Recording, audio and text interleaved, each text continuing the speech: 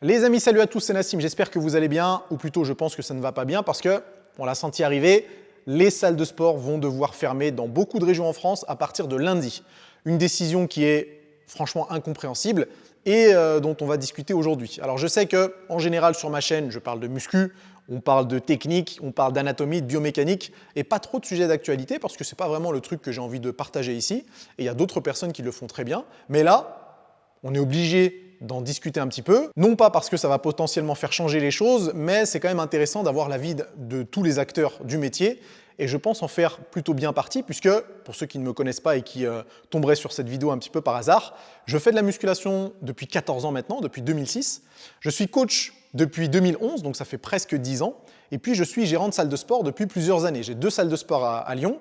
J'en ai une qui est dans le 7e arrondissement de Lyon et une autre, celle-ci, celle où je filme, qui est dans le 9e arrondissement de Lyon. Donc j'ai un peu toutes les casquettes, je suis plutôt bien placé pour parler de la situation. Et vous imaginez bien que je ne vais pas en parler en bien.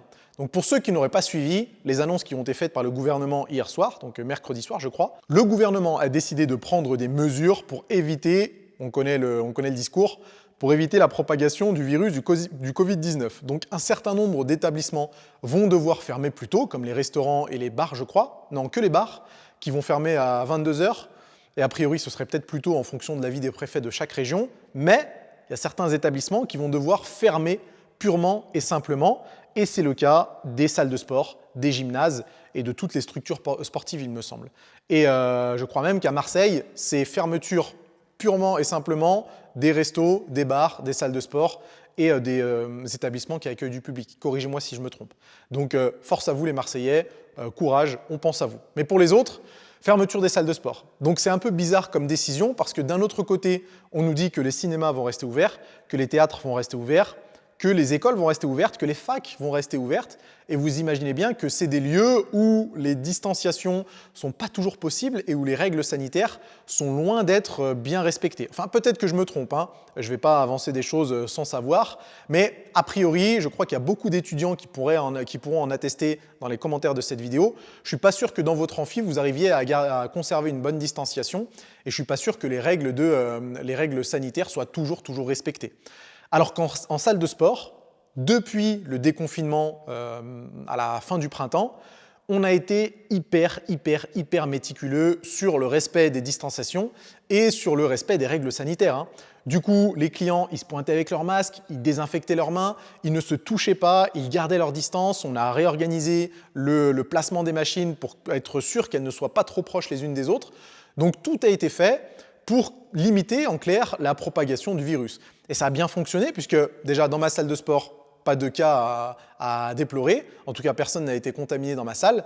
Et puis en France, je crois que les contaminations dans les salles de sport n'existent pas. C'est-à-dire que les clusters, entre guillemets, on n'a jamais entendu parler d'un cluster dans une salle de musculation. Parce que tout le monde joue le jeu en fin de compte, hein. Toutes les salles de sport, que ce soit les grandes enseignes comme Fitness Park ou Basic Fit, ou les petites salles privées comme la mienne, on a joué le jeu du début à la fin et a priori ça a bien fonctionné.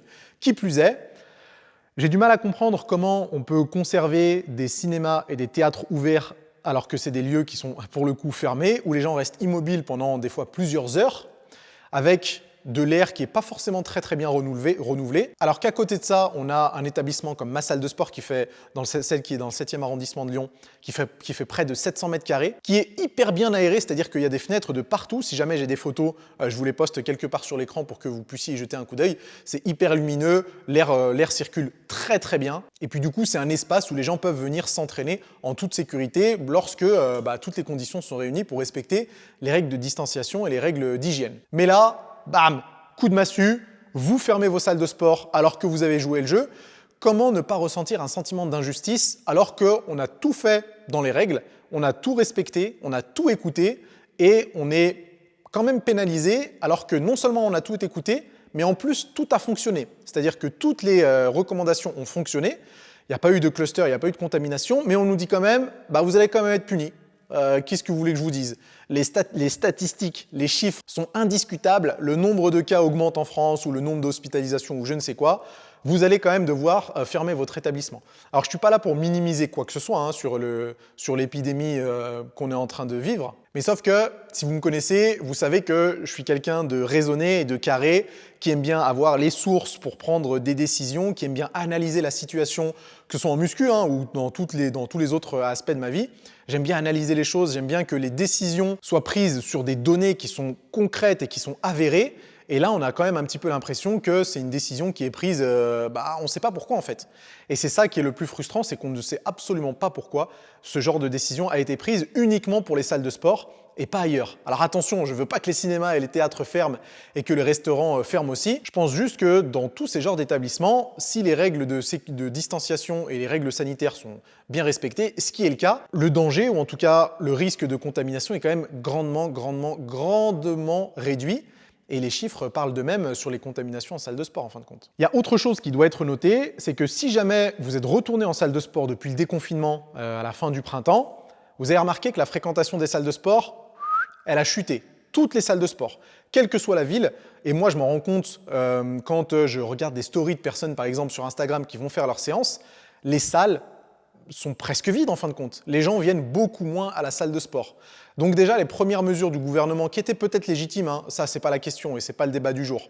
Les premières mesures qui ont été prises pendant la première vague, entre guillemets, elles ont mis un gros coup de massue sur tout ce qui est événement sportif en fin de compte et toute la vie sportive en général. On est d'accord que la muscu en salle de sport, il n'y a plus la même fréquentation qu'avant. Le problème, c'est que si on rajoute encore un deuxième confinement ou une deuxième fermeture de ce genre d'établissements qui ont beaucoup souffert du premier confinement, mais alors là, c'est le coup de grâce. C'est le coup de grâce et je pense que beaucoup de petites structures ne vont jamais s'en sortir. Et ma salle de sport, c'est une petite structure, donc je vous avoue que ça me fait quand même un petit peu peur. Je ne peux pas m'empêcher de penser que les restaurateurs qui ont aussi souffert des décisions du premier confinement, encore une fois, on n'est pas là pour discuter de la validité des décisions ou pas, mine de rien, leur activité a quand même un petit peu repris à la fin du printemps, au début de l'été et pendant l'été, grâce à l'ouverture des terrasses, à l'augmentation de la taille des terrasses. On l'a bien vu, les gens sortaient, les gens consommaient, donc ce genre de commerce a pu se relever un petit peu, j'imagine. Mais les salles de sport, c'est clairement l'hécatombe. C'est clairement l'hécatombe et je serais pas surpris de voir que beaucoup d'enseignes privées, malheureusement, disparaissent en fin de compte. Et ça, c'est dommage. J'ai rien contre les grosses chaînes de salles de sport, parce que certaines sont très bonnes et certaines sont moins bonnes, hein, forcément. Mais c'est quand même toujours bien de se dire qu'il reste des petites salles privées qui arrivent à tirer leur épingle du jeu et qui continuent de survivre malgré le monopole, des fois, de certaines chaînes de salles de sport. Et moi, perso, j'en fais encore partie.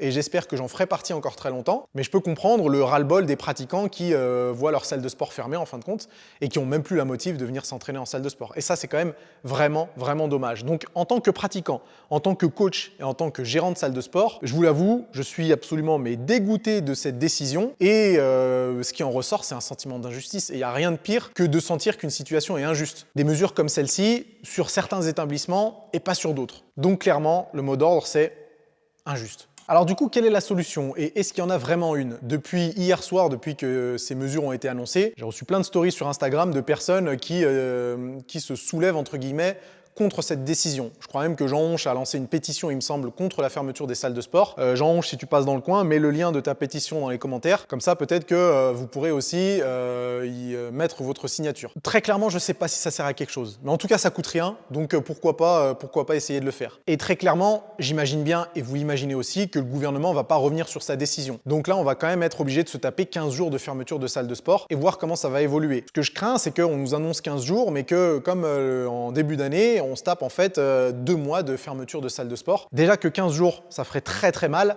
mais alors 2 mois, ce serait complètement impossible de se relever de ça. Ça serait pas juste pour les gérants de salles de sport, ça serait pas juste pour les coachs indépendants qui pourront plus coacher dans ces salles de sport, et ça serait pas juste pour les pratiquants non plus qui auront passé peut-être 5 mois de leur année à devoir supporter des entraînements à la maison avec des bouteilles d'eau et des sacs à dos. Vous savez bien qu'on va pas aller loin avec ça. Donc j'imagine que pour l'instant, la seule solution, faute de mieux, c'est d'essayer de se faire entendre.